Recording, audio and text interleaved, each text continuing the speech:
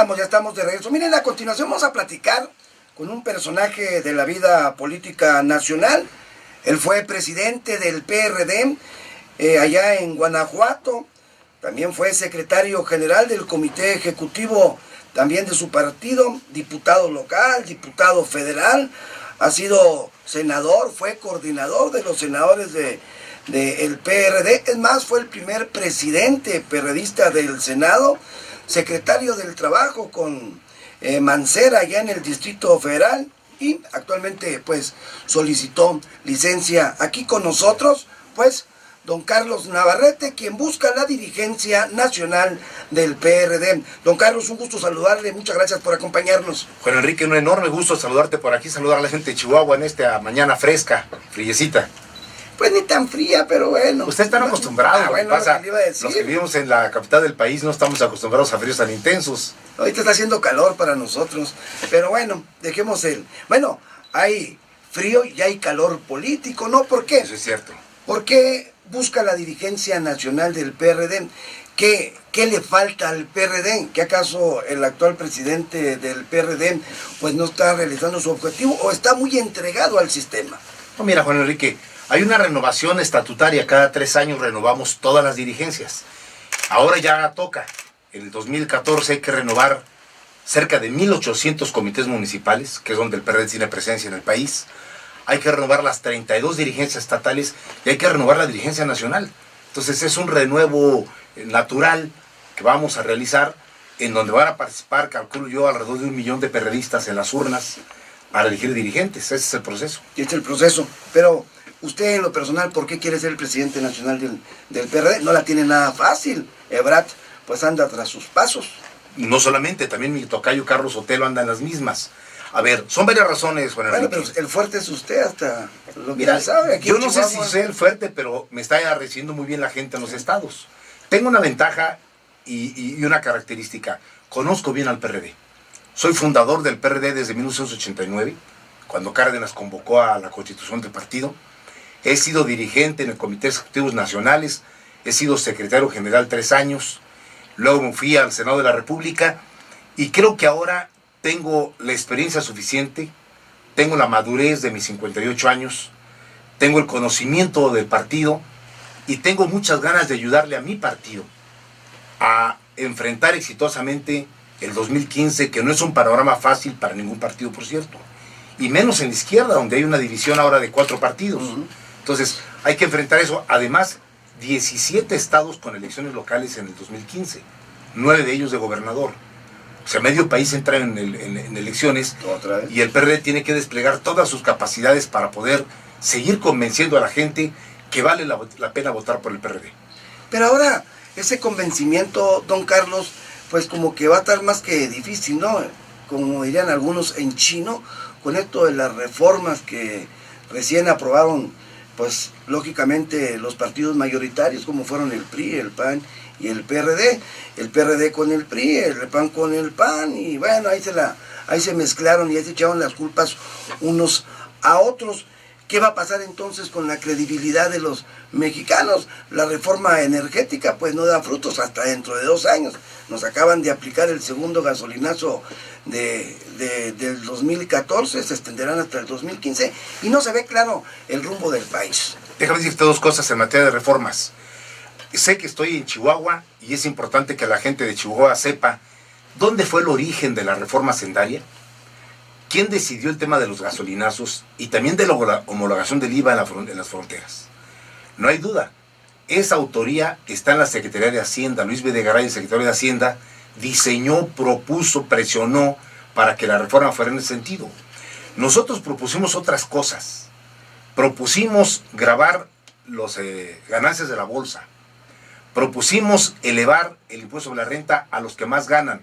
¿Quiénes ganan más? Los que ganan más de 250,000 pesos mensuales, que ahora van a tener que pagar 35% de impuesto sobre la renta. Propusimos y logramos que se evitara la evasión fiscal mediante los regímenes especiales.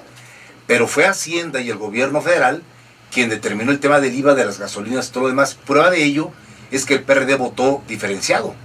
Aprobamos unas partes y otras partes votamos en contra. Segundo, la reforma energética. Nosotros estuvimos y estamos absolutamente en contra de la reforma constitucional. Nos parece que es un grave error.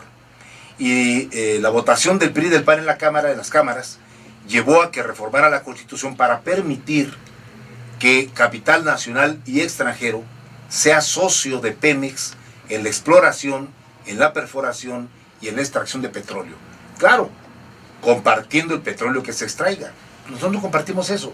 Y por cierto, te lo informo, este tema no ha terminado, ¿eh? Ahora sí que este pleito no está terminado.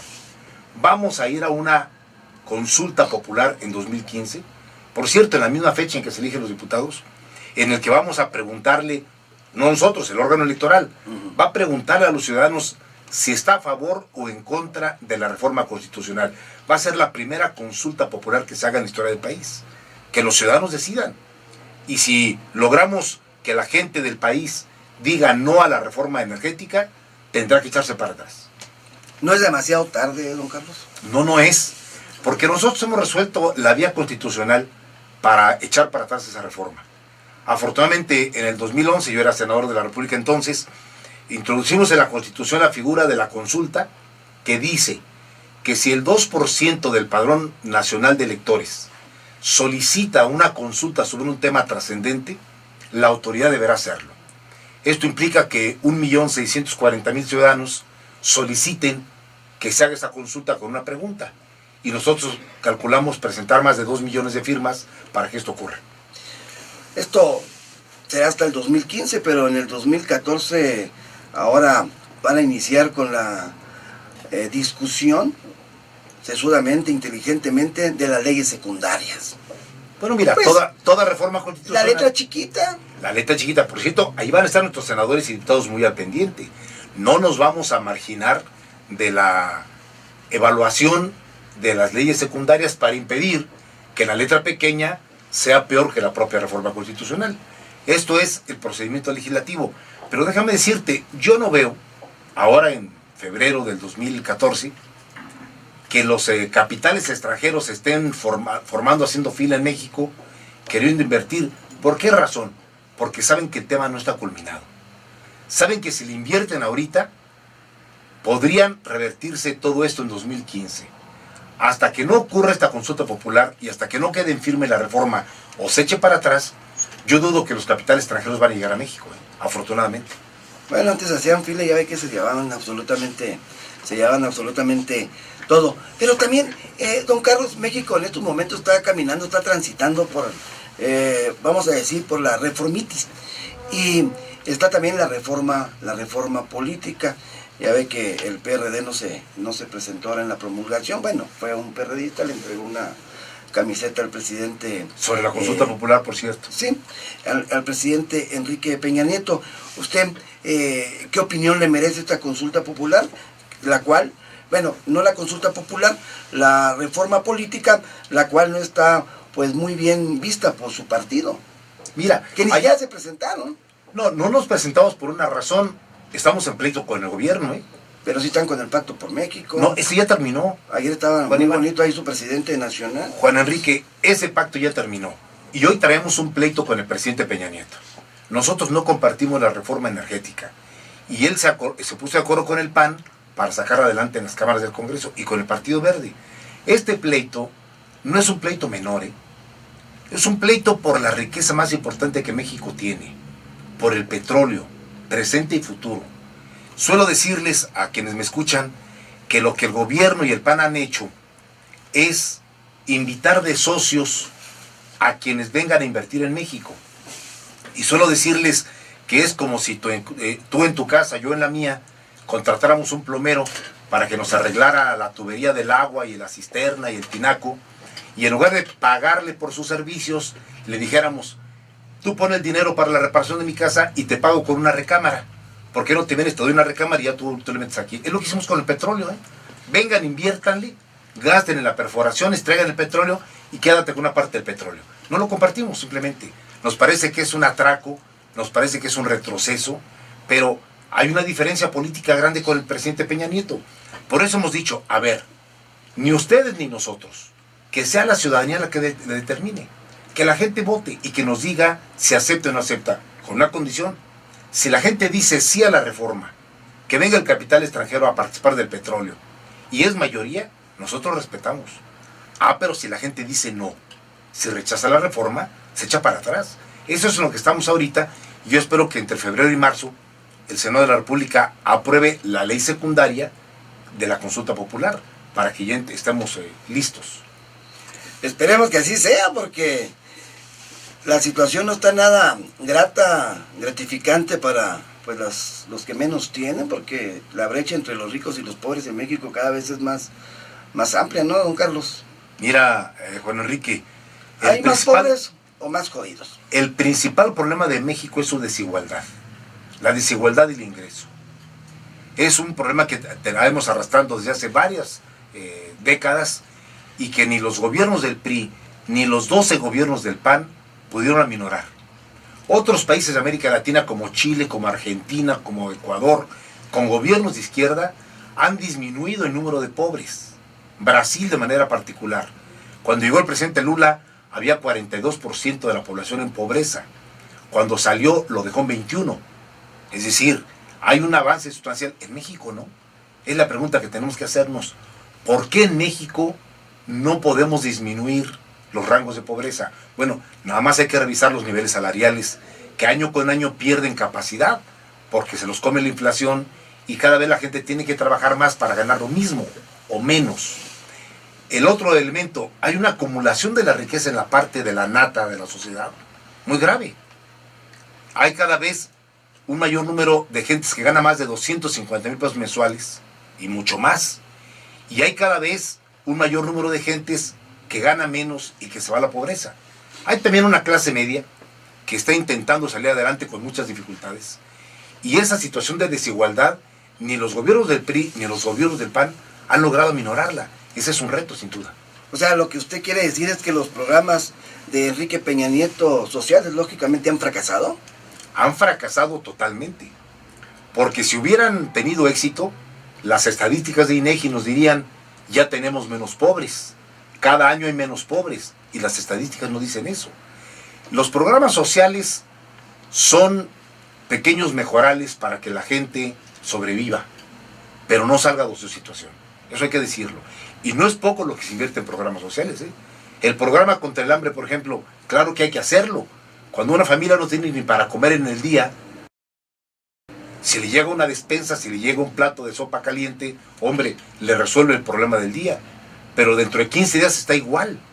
Sigue teniendo pobreza, marginación, falta de oportunidades, sigue estando en la estadística de la pobreza. Eso es lo que nosotros no podemos aceptar como algo natural. ¿Y la fórmula, don Carlos? La fórmula, cambiar el modelo económico e invertir las prioridades. Necesitamos mayor educación, mayor capacitación para el trabajo. Necesitamos incentivar la apertura de fuentes de empleo. Necesitamos que la gente tenga capacitación para poder tener un empleo. Necesitamos una política social diferenciada que canalice mucho más recursos hacia abajo, pero no con despensas, con una política integral para ir sacando núcleos completos de la población, de pobreza extrema a pobreza y de pobreza a clase media. Eso es lo que hay que hacer. Y para ello hay que hacer un conjunto de cambios en el país y desde el gobierno que yo no le veo al presidente Peña Nieto con intenciones de hacerlo. Tenemos que ir a una pausa comercial. Ya estamos de regreso. Regresamos. La red informativa más completa en el Como regresamos aquí platicando con don Carlos Navarrete, quien seguramente usted le verá como presidente del Comité Ejecutivo Nacional del PRD, si no cambian las circunstancias, cómo está manejando su proyecto de la unidad con las diversas tribus, con las diversas corrientes de este instituto político. Ayer llegó aquí a Chihuahua, fue recibido por personalidades del PRD del estado de Chihuahua, de los diversos municipios, 70, 80 liderazgos del estado de Chihuahua. Pues también Chihuahua se suma a su proyecto, don Carlos. Pues mira, yo les agradezco mucho a mis compañeros del PRD en Chihuahua que ayer hayan aceptado mi invitación para reunirnos a dialogar. En realidad yo ando en una campaña abierta, todavía no hay convocatoria, todavía no hay candidatos formales, pero como militante del PRD he decidido recorrer el país, reunirme con mis compañeros y compañeras del PRD, de todas las expresiones, todos los liderazgos locales, Por cierto, les agradezco mucho que la diputada Hortensia Aragón y el compañero Pavel Aguilar me acompañan ahorita en esta entrevista contigo. Ayer estuvo también otro diputado, estuvieron compañeros de Nuevo Casas Grandes, estuvieron de Ciudad Juárez y otros municipios. A ver, ¿a qué vengo con mis compañeros? A reflexionar cuál es la situación que guarda nuestro partido en el Estado y qué necesitamos hacer en la próxima etapa. Nuestro partido tiene que crecer, nuestro partido tiene que trabajar más, nuestro partido tiene que entrar en contacto con los electores de Chihuahua, que las elecciones presidenciales normalmente nos dan una gran votación y luego en las elecciones intermedias nos caemos. Necesitamos que esa gente que en algún momento vota por nosotros en la elección presidencial siga haciéndolo en las elecciones intermedias. Y para ello necesitamos trabajar mucho. Ustedes saben perfectamente aquí en el norte que nada viene ni cae del cielo. Atrás del trabajo está el éxito. Entonces hay que trabajar, recorrer los municipios, elegir dirigentes activos, comunicar a la población, encabezar causas, ponernos del lado de la gente en los temas que más le afectan. Es lo que tenemos que hacer en el PRD y eso es lo que vengo a platicar con los compañeros. Ya cuando se emita la convocatoria, formalizaré mi aspiración a la presidencia, pero por lo pronto, qué bueno que he podido platicar con ellos. Ahorita voy a Ciudad Juárez y seguiré recorriendo el país en este diálogo. El sondeo le ha resultado a usted favorable. Lo que usted busca es la unidad y bueno, la está construyendo y de hecho pues cuando el río suena es que agua lleva, ¿no, don Carlos? Bueno, me ha ido bien, la verdad es que me ha ido bien. Tengo una ventaja, Juan Enrique, conozco bien al partido, conozco sus liderazgos, soy uno de ellos, soy de la tropa perredista, no soy un iluminado que viene aquí a decirles qué hay que hacer ni nada por el estilo. Ah, usted está hablando de Andrés Manuel López Obrador. No hablo nada en particular de ninguna manera. Lo que quiero decir es de que yo soy parte de la generación de políticos del PRD que nos hemos formado los últimos 25 años en este partido.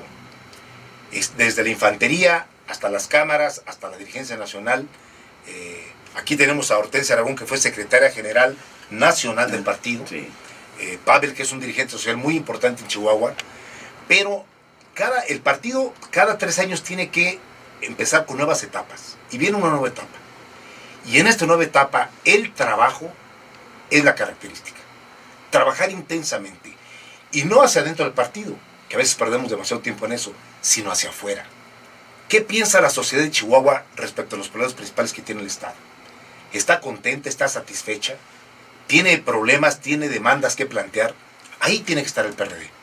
Opinando desde el Congreso del Estado, opinando desde los ayuntamientos, opinando ante los medios, representando la opinión de la ciudadanía, para que la gente diga, hombre, este partido dice lo que yo quiero decir y nadie me escucha. Este partido defiende lo que yo quiero expresar. Es lo que tenemos que hacer. No es fácil la medida, pero creo que si convencemos a todos nuestros liderazgos de entrar en una etapa de esa naturaleza, vamos a tener éxito. ¿Y la elección pues para la dirigencia nacional, para cuándo está contemplada?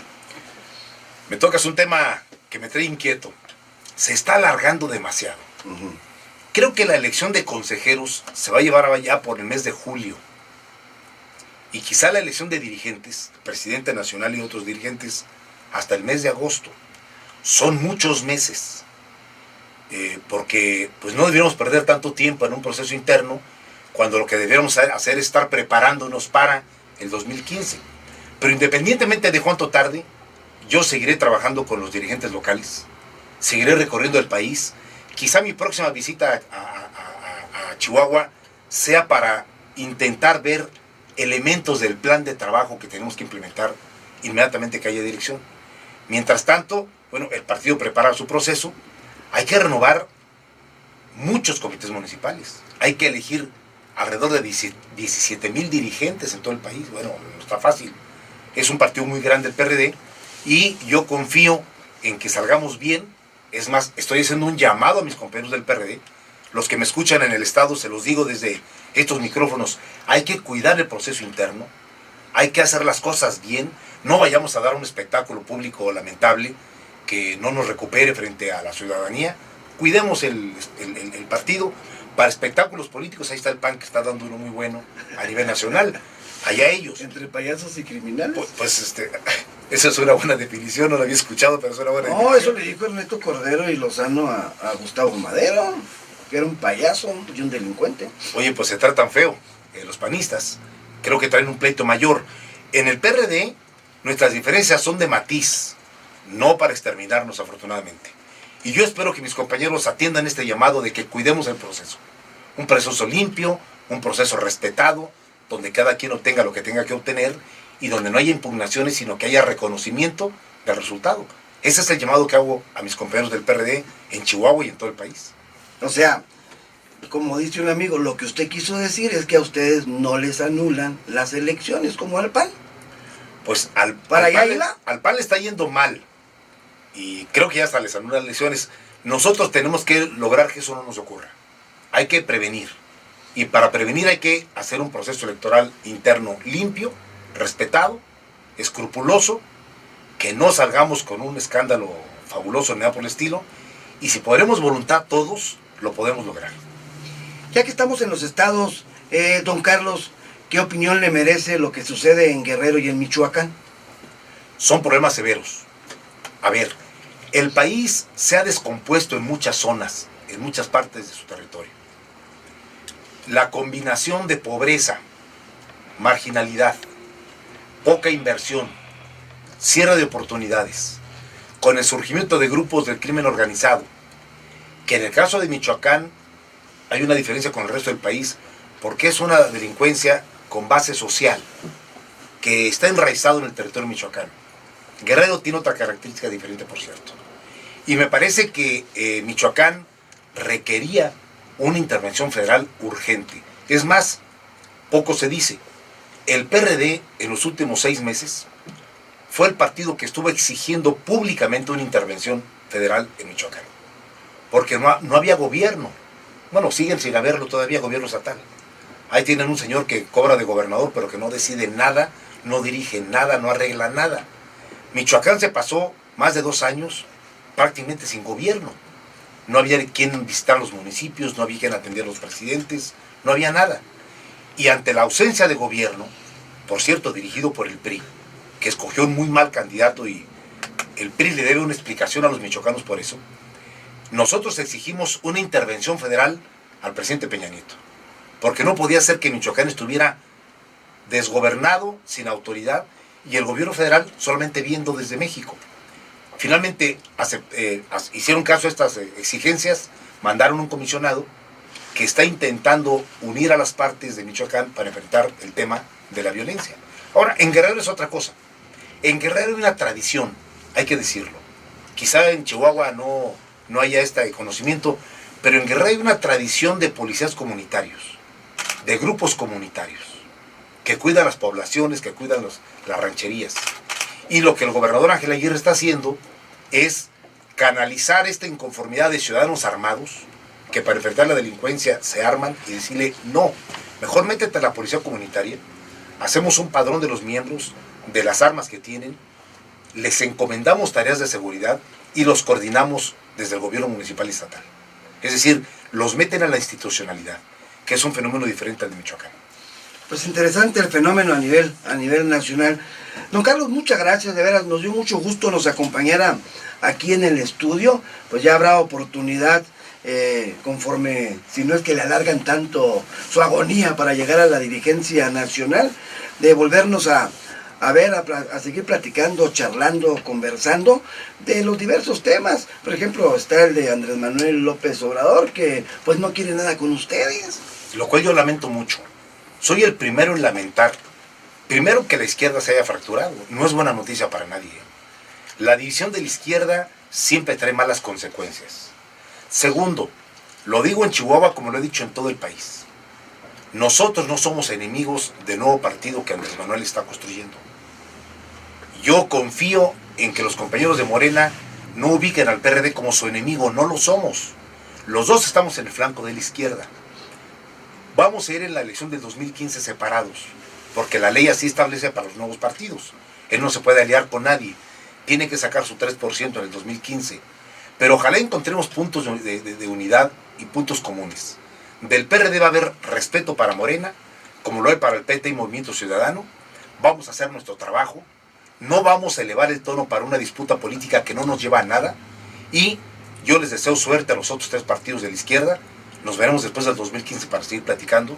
Y Si dirijo al PRD, voy a concentrar mi esfuerzo en poner de pie a mi partido, en llamar a los activos partidarios, a sus militantes, a sus dirigentes, a buscarle el rostro a los electores de todo el país, a encabezar sus causas y desde luego hacer que el partido sea un partido útil para la gente.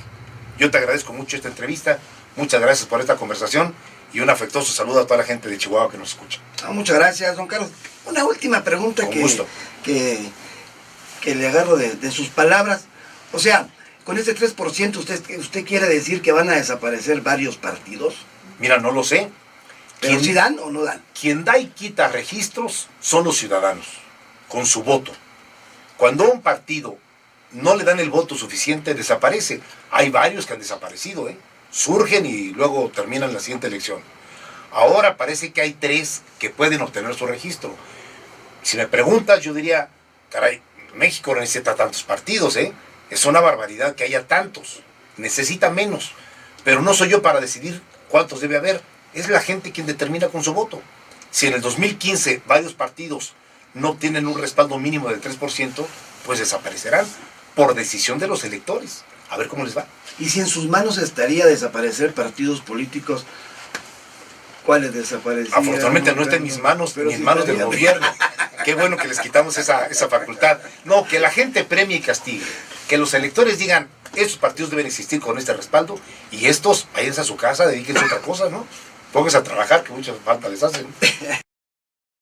Don Carlos, muchas gracias, de veras. Gracias, le agradezco. Muy buenos días. Tenemos que ir a una pausa comercial, regresamos con más información.